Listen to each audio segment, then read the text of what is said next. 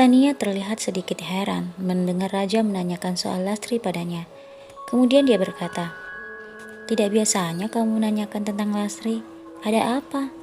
Lalu Raja berkata, "Menurutmu, Mustafa dan Lastri bagaimana?"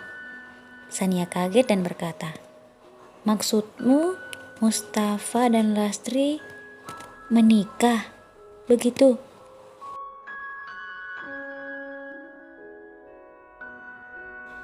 Raja berkata, "Itu sih rencanaku saja. Apa salahnya kita coba?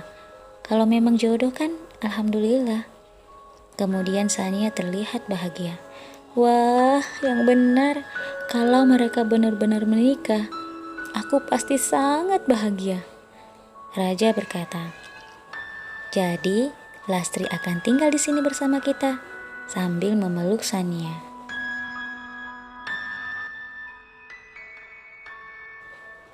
Dengan wajah sangat bahagia, Sania berkata, "Iya benar." Lalu dia berkata, "Tapi apa Mustafa mau menikah dengan sepupuku Lastri? Lastri kan gemuk dan hitam." Raja kemudian berkata, "Sekarang ini aku sedang berusaha membuka hatinya untuk Lastri. Kalau bisa, kamu juga harus membantuku."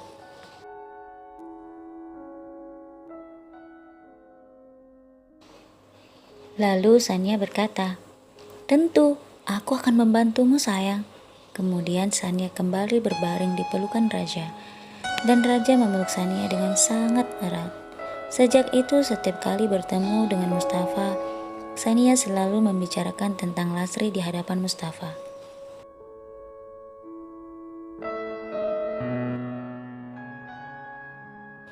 Meskipun tidak secara langsung, tetapi dia selalu berusaha memperdengarkan kepada Mustafa.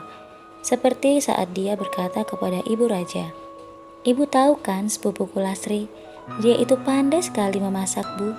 Apapun yang dia masak, pasti selalu enak." Ibu Raja berkata, "Benarkah?" Lalu Sania berkata, "Iya Bu, itu benar." Meski Mustafa tidak mengatakan apapun, tapi dia sepertinya tahu maksud perkataan Sania.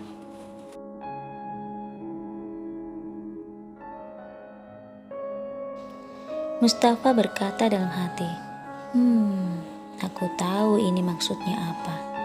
Raja dan Sania sudah bekerja sama dengan sangat baik. Lalu dia tersenyum sambil menggelengkan kepalanya. Kemudian dia kembali berkata, "Ada-ada saja mereka itu, menjodohkan aku dengan Lastri."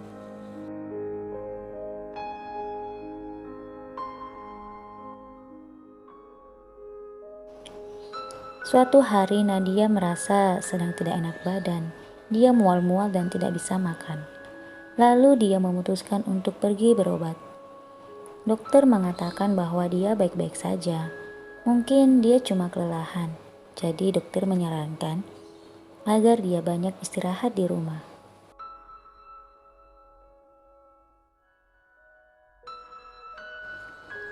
Hari demi hari berlalu, Nadia tidak membaik.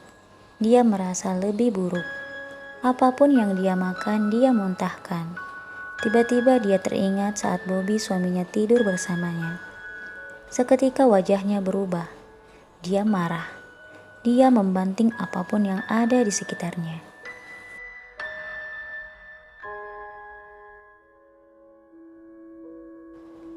Dia kemudian memutuskan untuk pergi berobat. Tapi kali ini, dia pergi ke dokter kandungan. Setelah menerima berbagai macam pertanyaan, seperti kapan hari terakhir menstruasi dan sebagainya, dokter kandungan itu melakukan USG pada Nadia.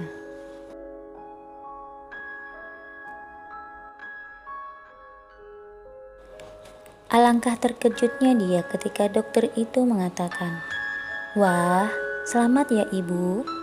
Saat ini ibu sedang mengandung." Ekspresi Nadia berubah. Semua penjelasan dari dokter tidak ada yang dia dengarkan.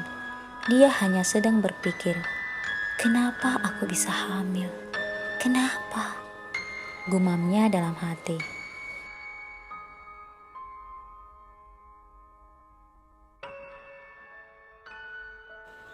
Saat sampai di rumah, Nadia membanting tasnya ke lantai sambil berteriak, "Kenapa aku hamil? Kenapa?" Lalu dia memukul perutnya secara bertubi-tubi dan berkata, "Aku tidak menginginkan anak dari laki-laki miskin itu. Aku tidak mau. Tidak."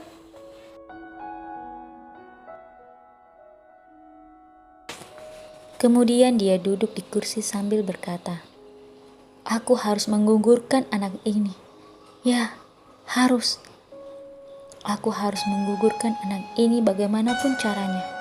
Anak ini harus mati." Lalu dia berdiri sedang mencari sesuatu. Lalu dia berkata, "Apa yang harus aku lakukan agar anak ini mati?" Dan tidak ada yang boleh tahu tentang hal ini.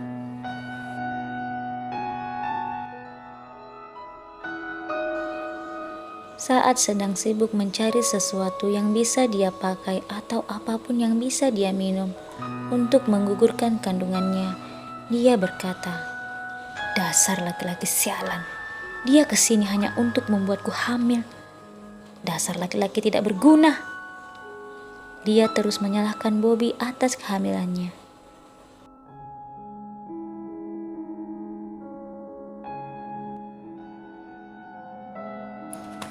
Setelah cukup lama dia mencari sesuatu yang bisa menggugurkan kandungannya, dia duduk dan mengambil handphone miliknya. Dia membuka aplikasi Google dan menulis, "Cara menggugurkan kandungan tanpa bantuan dari orang lain."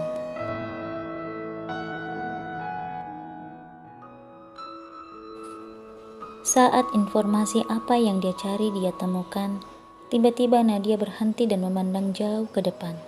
Dia seperti sedang berpikir dan berkata, "Aku punya ide yang sangat cemerlang." Dia kemudian tertawa lalu menyimpan handphone miliknya itu. Entah ide cemerlang apa yang dia miliki, hanya dia yang tahu.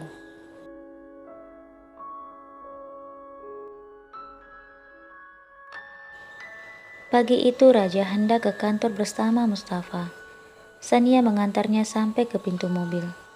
Sebelum masuk ke mobil, Raja mencium kening dan kedua pipi istrinya Sania. Melihat hal itu, Mustafa berkata, "Kapan ya aku bisa seperti kalian?" Melihatnya tuh adem rasanya.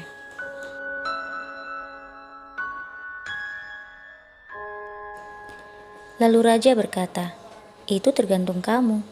Mau besok bisa, sekarang juga bisa." Lagi-lagi Mustafa tahu nih arah tujuan perkataan Raja. Saat Raja hendak melanjutkan perkataannya, Mustafa segar berkata, Kita terlambat. Ayo pasang sabukmu."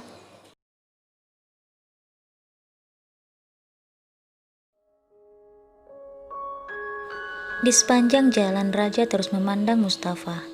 Mustafa jadi risih dibuatnya. Lalu Mustafa berkata, "Apaan sih? Memangnya aku Sania dipelototin begitu?" Raja lalu berkata, "Dulu aku dibilangin begini, begitu. Aku menurut, sekarang giliran kamu. Kok susah betul sih?"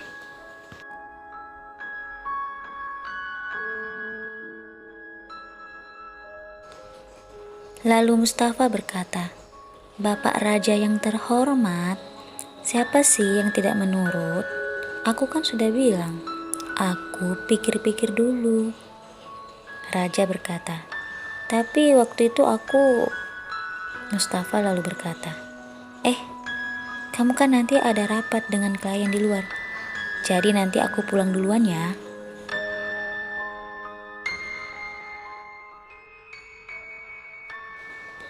Sore hari saatnya pulang ke rumah. Tapi karena ada rapat di luar, Raja pulang terlambat. Raja berpesan kepada Mustafa untuk menyampaikan kepada Sania tentang hal itu. Setelah rapat, Raja berjalan kembali ke rumah.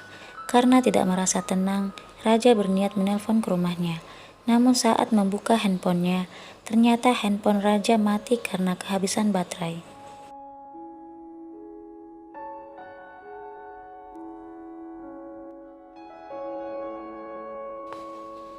Saat hendak menyimpan kembali handphone miliknya, Tiba-tiba seorang wanita menyeberang jalan tanpa melihat kendaraan yang melintas, dan tanpa disengaja raja menabrak wanita itu.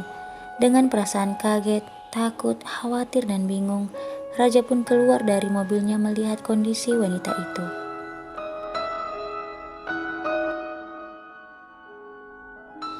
Wanita itu tergeletak di jalan dengan posisi rambut menutup wajahnya.